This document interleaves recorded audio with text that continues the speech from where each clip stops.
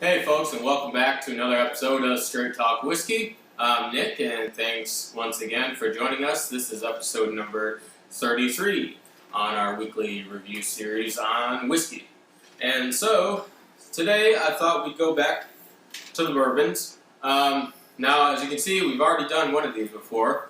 The Old Granddad 114 proof, so definitely the higher spectrum in terms of alcohol by volume of Old Granddad, considered one of the old remaining bourbons out there. So we're going to do a little, we'll do a tasting primarily of the bonded version of Old Granddad.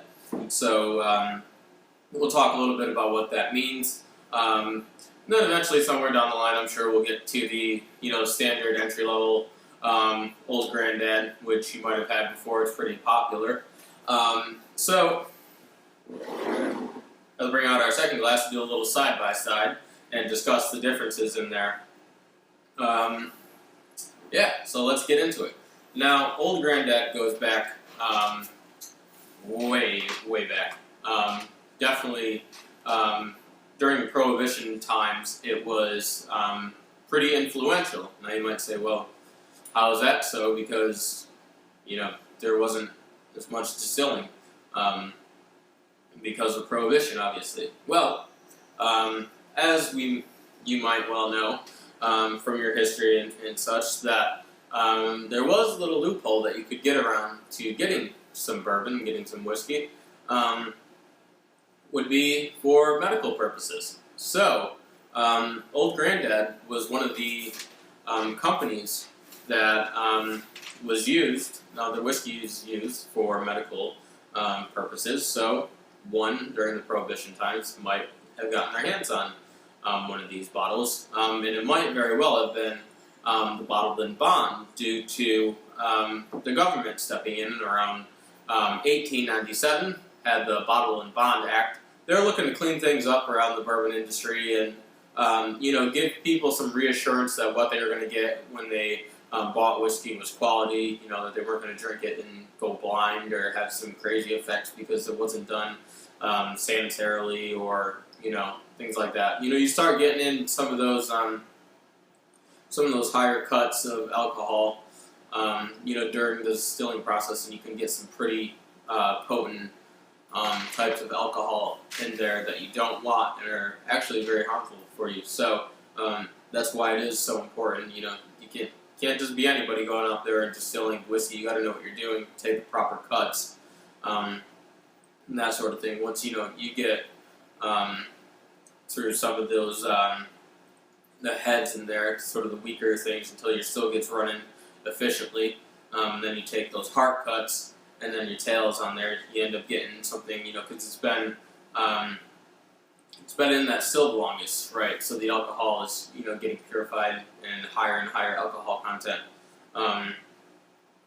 In some battle, is there more flavor still in the higher proof alcohol that comes out of the tail end of the stills, or is it at that point neutral grain spirit with very little influence?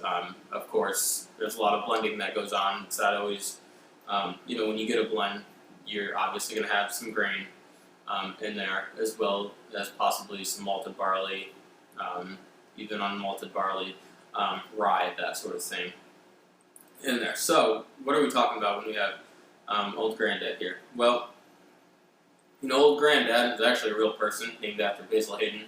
And let's look at the bottle and see kind of what we get here. It says on here high rye mash bill. Now, Old Granddad is owned by Jim Beam, as you very well may have known that already, as they own a lot of other things. So, they did sort of a modern reinterpretation of Old Granddad. You can see this bottle is nice and sleek, nice and tall. It's got fancy new label on here, but the thing you want to pay attention to is right here. I don't know if you can see that. It says high rye mash bill. Now, you see something like that and you say, whoa, this is going to be good. This is going to be like a 70, 80% rye in there. It's probably not true. they're probably getting a little license there when they say that, and there's nothing wrong with it. I'm not bashing it at all. But when they say the high rye mash bill, what they're talking about is probably somewhere around 35–30% rye that's actually in there. Yeah, so some of your other bourbons might have somewhere around 10, 15, 20. So yeah, it is higher. But a high rye mash bill, probably not, seeing as corn is going to be the higher grain that's in it.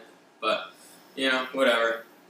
There's a huge thing we know with labeling and what it's got to say on it. Now, let's talk about bottled and bond. So, it has to be made within one distilling season, January to December, throughout the year.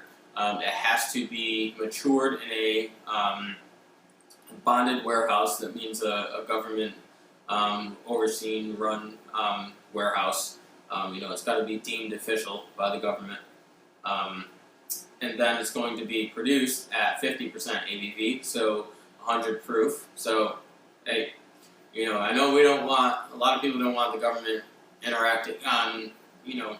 interfering rather with a lot of things that have to do with their lives, but, can't really blame them here for getting something that it's, 50% ABV, that's good.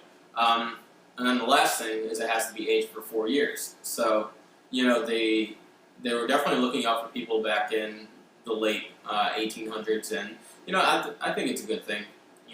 I don't think every single bourbon needs to be bottled in bond, but, I do think they should be at a higher ABV, as I've said in probably the last 15 videos, as it's kind of getting like a broken record. But if you don't keep saying it, then they're just going to be like, oh, whatever, we'll keep putting 40% ABV bourbons out there and other whiskeys too, and people will be fine with it. So as long as we keep making, a shout about it, we'll be good. So yeah, I think that's all we've got in here. So let's pour a little bit.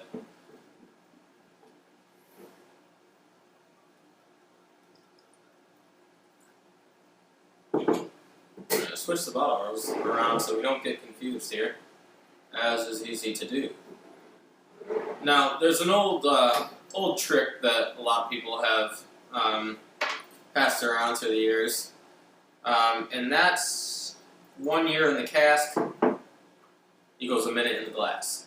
So, bottled and bond, 4 minutes. This, the old granddad, can't remember exactly how long it is, but it's probably up there, around the 4 years. Can't imagine why they wouldn't. Cheers myself there. Let's look at the color here. Pretty similar. I think the 114's got a little darker hue going on there, but nothing too much, nothing crazy. We don't got any greens floating on in there, which is a good thing. Always want to make sure if you got any weird colors going on. I haven't seen that before, but if you pour something out of a green bottle or one of the darker brown bottles and you get something that's freaking crazy like blue or something like that, then definitely comment and show me a picture of it, because that'd be interesting. Please know I'm not advocating for turning your whiskey different colors, but hey, we want to keep track of the color just so that we can compare it to other things. And with bourbons, you get a lot of the same sort of these amber, coppery tones, but we start getting into Scotch and Irish whiskeys, we're going to get stuff that's a little lighter, maybe even a little darker because of that caramel that we all hate and don't love. So, yeah. And the chill filtering too will definitely have to play with sort of the cloudiness that we might find once you add a bit of water. The lack of the chill filtering is going to give us that cloudiness, which is nice because that indicates we've got a nice natural whiskey going on there. So let's go in for the bonded Old Granddad first and get nosing off of that.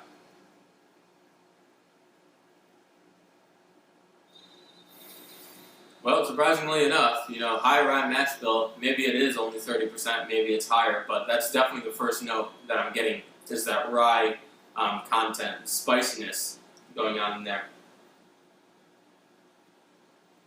Now, as I've said in other reviews, I think we had the bullet rye that we reviewed, and that is a higher rye in there as far as percentage of rye in the mash bill. Now that, once you get talking about a higher rye content, upwards of 51%, you're going to get sort of a lighter fruitiness going on in there, rather than sort of this spiciness that I'm getting on with this rye content, rather, being, somewhat of the 30% area. And I have to say, it is very similar to some of the rested rye from Jack Daniel's that we tried a couple months ago. It's definitely got those sort of young rye hints to it. And definitely the oakiness is coming through. Real spicy, fresh wood character going on in there. Now, I don't mean that it's young. I mean that it's a nice active cask, if you will, active barrel. Those are interchangeable if you don't know. Normally we say, barrel with American spirits and whiskey, and cask gets referred to a lot with world whiskeys, Irish whiskey, and Scotch whiskey. So, but you can say whatever the hell you want. Notes of caramel, yeah, it's a tried and true characteristic of bourbons. Definitely the cinnamon and vanilla flavor going on in there, but still a lot of that rye content is predominant in the nose. So I won't compare it to this because I already have the that video out there, so I don't want to taste both at the same time and mix up the palates and that sort of thing. So I'll do this first, do a full review, and then go into the Old Granddad and see if there's anything more substantiated. So.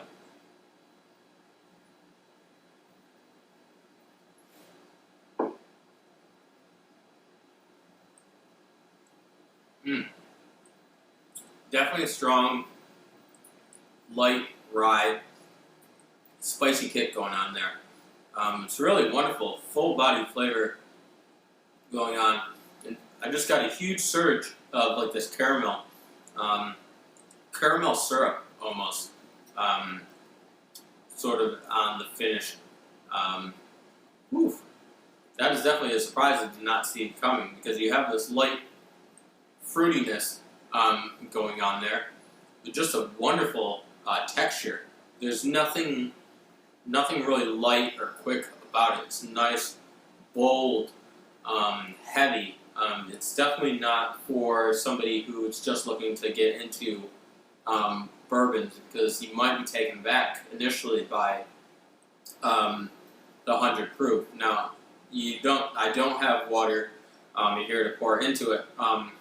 If I was taking a lot more time, I would definitely do that. I would definitely suggest, if you're sipping the Old Granddad 50% ABV, or even the 114 if you can find it, is give it some time, have a bit of water. If you want to drink it a little bit sooner, just add tiny drops. It's all you need, and just swirl that around, nice and easy. Take things slow. Not here to rush any of this, so let that simmer on down, let it open up, and you'll really get a nice tasting, nosing experience.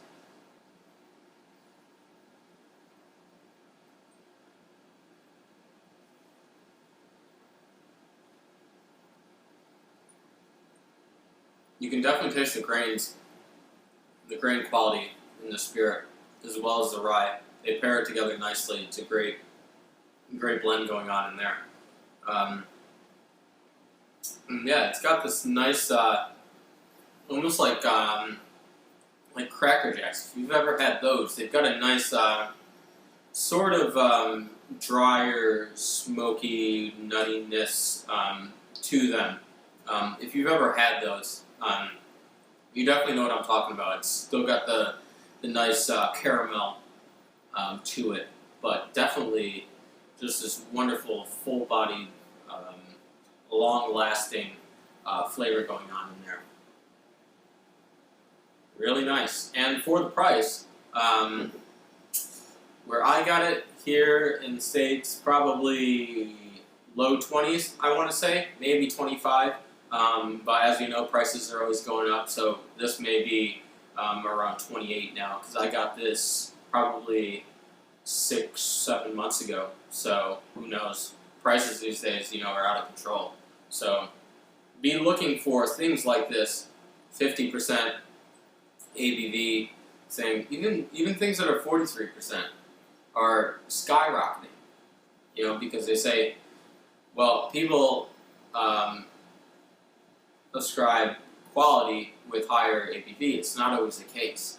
It's definitely, we want to say that it's going to be better. We want to think that more, quality control has been put into the bourbons that are, higher ABV, and that's why they're releasing it to us at that. Or they're just more conscious of their consumers having quality products.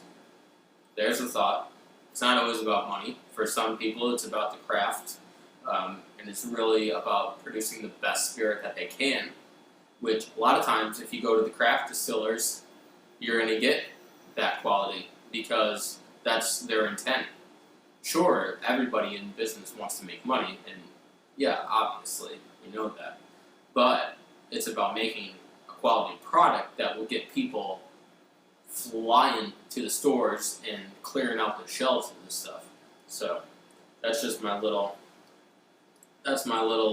paid advertisement, paid by nobody, but my little ad soapbox session, if you will.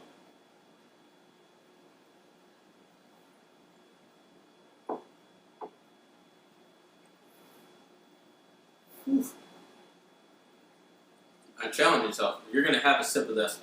Right on the end, just take a nice breath, big breath after you tasted that, and you get just sort of a wealth of aroma, really, about it. Definitely campfire notes going on to it. The vanilla, like I said, it's definitely sort of coating the palate now. Now that I've had a few tastes of this. Just really nice and flavorful. So let's go to the 114. Let's see what's different. See if there's anything more substantiated. Yeah, there's going to be a higher alcohol nip in there. But, I'd be interested to see if we take the 114 and knock it down a bit with some water and see how much that changes it. Could be interesting. Who knows? But try that on your own if you do have that. If you do have these two bottles, see if it does anything. See if it is the same.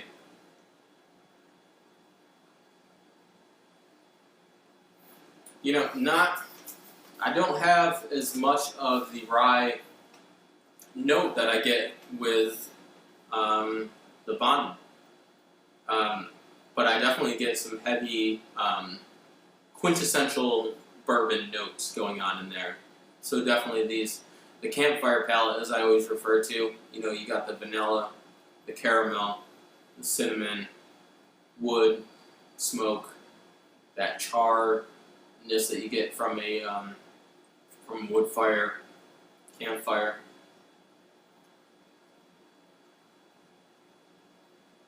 Going for the taste.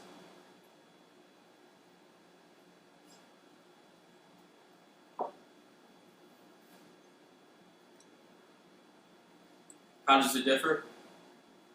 Like I said, higher ABV, more of that nip there. But once you get past that wall of sort of the alcohol, a lot of people talk about it as the wall, and I think I've mentioned this in previous reviews, but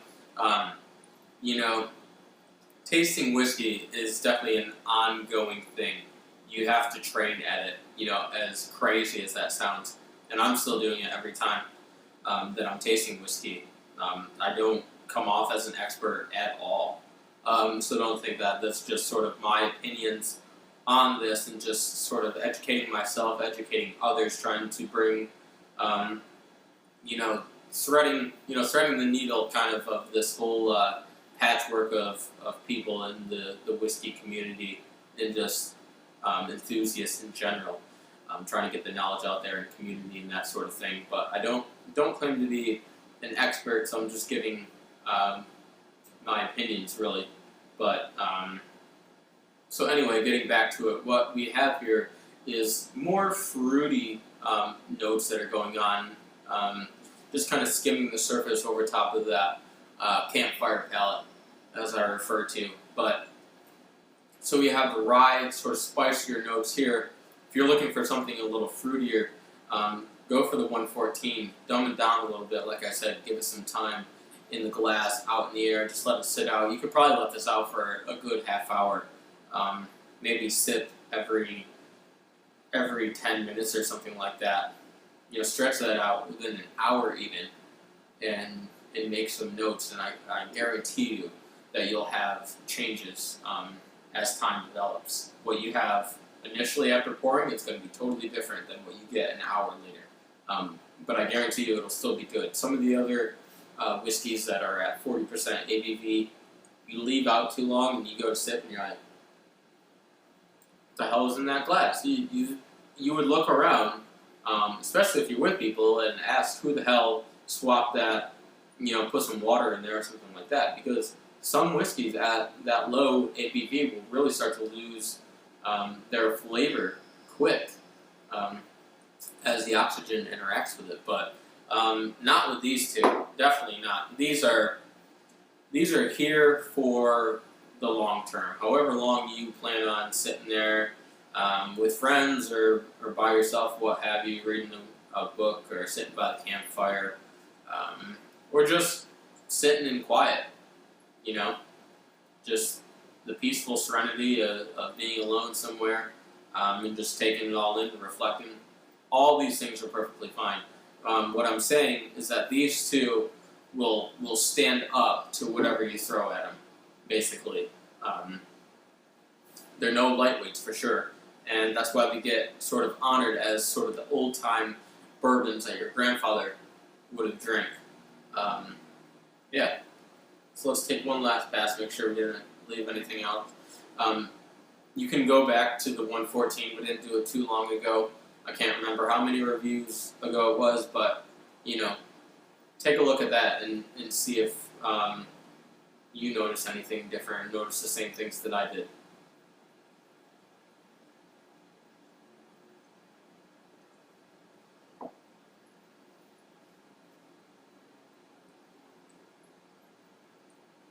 I think with this one, as well as these fruitier, dried fruit notes, dried cranberries going on in there. Slight nuttiness, but definitely the dried fruits overpower. But I feel like there's more of a charcoal influence. When they char these barrels, toast the barrels, they get charcoal on the inside.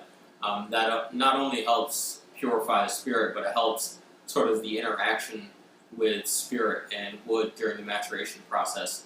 So more of that is going to give you that rich interaction, and it's definitely got that charcoal feel to it, which is unique and interesting in and of itself. So I do have the scoreboard over here this time, so hopefully it's on in the frame, because sometimes it's not. So let's get a score going here, because for once we have something to pivot against the other bourbons that we tasted. So, for Straight Talk Whiskey score for week or review 33, we've had some other in there. Aging your own whiskey at home, check those out.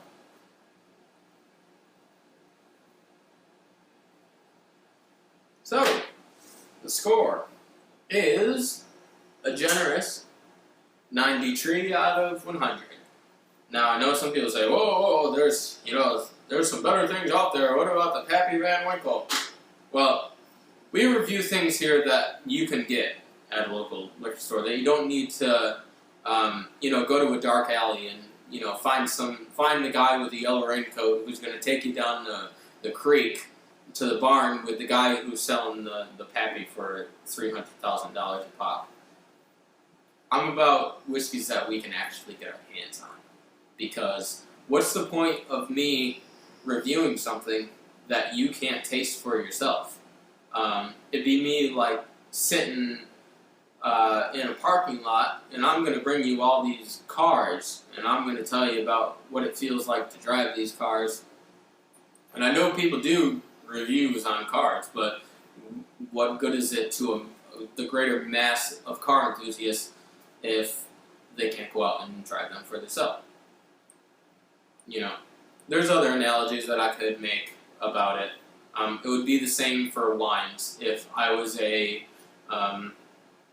wine reviewer, but I only did the most exclusive, vintage, prestigious wines that nobody but, 10, 15 other people could get. Who the hell would want to watch it? Not me. So, yeah, we like to keep it fun, keep it light, keep it quality, and so join us next time. I'm sure we'll have something great for you. If you want to see anything reviewed, I know there's been a couple comments of things that people would like to see reviews. I promise you those are coming up soon. You can probably expect one next week. But I'm all about doing whiskey reviews from what you all want, so just feed me them, and if I can get my hands on them, and they're not $300,000, I'll definitely try doing that for you. So, for Straight Talk Whiskey, I'm Nick. As usual, if you're going to drink, do it responsibly. Have an awesome week. Can't wait to hear your comments and talk to you again next week. Have a good one.